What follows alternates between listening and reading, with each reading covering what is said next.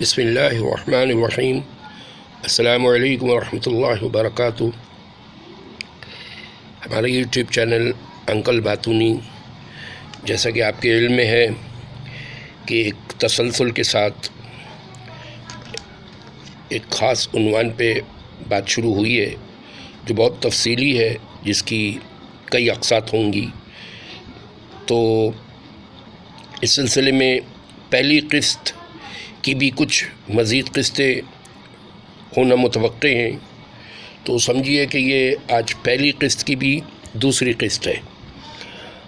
تو پہلی قسط کے اندر ہم نے ابتدا میں کچھ جو بات عرض کری تھی، اس میں ایک لفظ بہت تکرار کے ساتھ بولا گیا تھا، اور وہ تھا مقصد، کہ یہ دنیا بغیر مقصد کے نہیں پیدا کی گئی، کوئی بھی چیز بغیر مقصد کے پیدا نہیں کی گئی۔ ہر ذی شعور اس بات کو سمجھتا ہے کہ بنا مقصد کوئی چیز نہیں ہے۔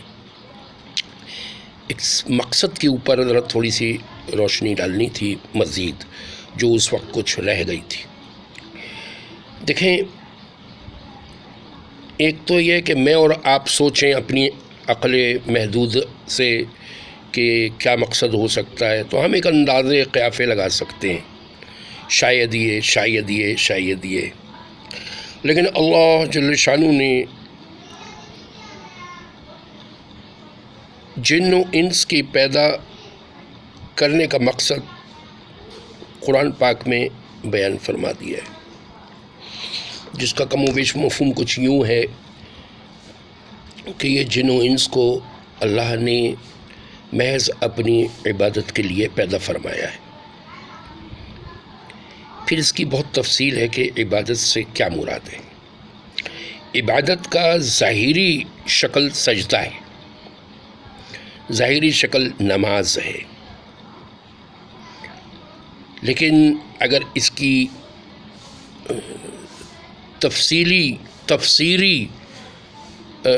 کا تو لفظ میں نہیں استعمال کر سکتا، میں نہ عالم ہوں نہ کچھ، تو یوں سمجھیے کہ اس کا وسیع النظر ہوتے ہوئے اس کے جو وسیع معنی نکل سکتے ہیں وہ یہ ہے کہ اطاعت کلی کا نام عبادت ہے، کہ ہر لحظہ، ہر آن اللہ جل شانہ کی اطاعت میں سر تسلیم خم ہونا، گویا کہ سر بسجود رہنا۔ تو اب عام زندگی کا تعلق حیات طیبہ سے ہے، نبی پاک صلی اللہ علیہ وسلم نے جو معاشرت پیش فرمائی اس سے ہے۔ تو اگر ہماری زندگی حیات طیبہ کے پرتو میں چل رہی ہے تو گویا کہ ہم اپنے مقصد پہ چل رہے ہیں، لیکن اگر اس سے ڈیویٹ کر رہے ہیں تو گویا کہ مقصد سے ڈیویٹ کیے ہوئے، جتنا ڈیویٹ کیے ہوئے ہوں گے اتنا خطرے میں ہوں گے۔ اچھا، یہ تو رہی بات ہم اور آپ مسلمانوں کی۔ چونکہ یہ کلپ دعوت عام ہے تو پوری انسانیت کو سامنے رکھتے ہوئے بھی ایک بات میں عرض کروں کہ دیکھیں، اللہ تعالیٰ نے انسانیت کو خطاب کیا ہے، مسلمانوں کو خطاب نہیں کیا ہے۔ جن و انس، جنات اور انسان، ان کو پیدا کرنے کا محض جو مقصد ہے وہ ہے اللہ کی عبادت، اللہ کی عبادت، کسی اور کی عبادت کی بات نہیں ہو رہی ہے۔ اس سے کوئی نہ مورتی کا تصور لے، اس سے چونکہ اللہ کا ذاتی نام ہے تو اس میں کوئی شک و شبے والی بات نہیں ہے۔ کوئی اپنے مذہب کے اعتبار سے کوئی تخیل قائم کر لے، ایسی بات نہیں ہے۔ اللہ جل شانہ کی عبادت کے لیے پیدا فرمایا ہے۔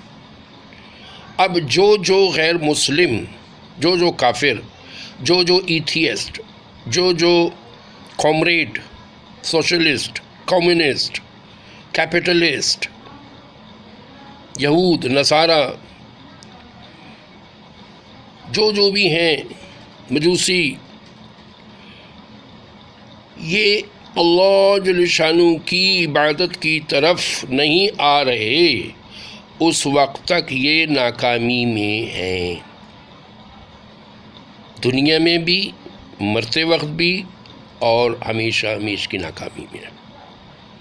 دنیا کی ناکامی کی شکل کچھ اور ہوگی، مرتے وقت کی ناکامی کی شکل کچھ اور ہوگی، اور ہمیشہ ہمیشہ کی ناکامی کی شکل کچھ اور ہوگی۔ اللہ جل شانہ جس کو ناکامی فرما دیں وہ ناکامی ہے۔ سمجھ میں تو آ ہی جانا ہے، لیکن بعد میں آیا تو کس کام کا؟ ابھی یقین کرتے ہوئے ایمان بالغیب پہ آ جائیں اور اللہ کی اطاعت میں لگ جائیں تو یہ بات خود بخود سمجھ میں آ جائے گی۔ تو مقصدیت کے اوپر آ جائیں۔ اچھا، ایک بات اور میں عرض کر دوں کہ یہ مسلمانوں سے متعلق ہے کہ ایمان سے نکلا مومن۔ دیکھیں، یہاں ایک دو وضاحتیں ضروری ہیں کہ جب انسان کلمہ پڑھتا ہے تو وہ مسلمان ہو جاتا ہے، اسلام کو تسلیم کر لیتا ہے، لیکن جیسے جیسے وہ ایمان کے اوپر محنت کرتا جاتا ہے وہ مومن ہوتا چلا جاتا ہے۔ اس کا ایمان جیسے جیسے ترقی کرے گا وہ مومن کی صفات کو پاتا چلا جائے گا، اور یہاں تک کہ ایک دن وہ مومن قرار دے دیا جائے گا۔ تو اللہ جل شانہ نے چوتھے سپارے کی ابتدائی آیات میں جو ارشاد فرمایا، اس کا جو مفہوم میرے ذہن میں رہ گیا وہ میں عرض کیے دیتا ہوں کہ تم میں سے کوئی بھی کامل مومن کے درجے پر نہیں پہنچ سکتا جب تک کہ وہ اپنی پسندیدہ چیزوں کو اللہ کی راہ میں قربان نہ کر دے۔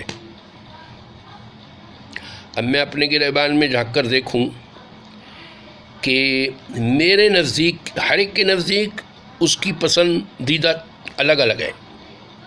بعضوں کو پیسے سے لگاؤ نہیں ہوتا لیکن حسن سے لگاؤ ہوتا ہے، وہ بد نظریاں کرتے ہیں، زنا کرتے پھرتے ہیں۔ بعضوں کو کسی چیز سے کوئی لگاؤ نہیں ہوتا، وہ صرف مال کمانے پہ لگے ہوئے ہوتے ہیں۔ بعضوں کو دونوں چیزوں میں سے کسی سے لگاؤ نہیں ہوتا، ان کو اپنے کوئی لت لگی ہوئی ہوتے، شراب پینا، یہ جوا کھیلنا، پتہ نہیں کیا کیا۔ تو ہر وہ چیز کہ جس کو میں پسند کر رہا ہوں اپنے لیے اللہ کی رضا کی خاطر میں قربان کر دوں، چاہے وہ میری خواہشات ہوں، چاہے وہ میری لت اور دھت ہو، یعنی اپنی میری غلیظ عادتیں ہوں۔ غیبت کی بعض کیا ہے کہ تسبیح بھی پڑھیں گے، تہجد بھی پڑھیں گے، سب کچھ کریں گے، لیکن غیبت ایسی کریں گے کہ دیکھا کریں۔ تو ان چیزوں کو قربان کر دینے کا نام جو ہے وہ ایمان کا سفر ہے،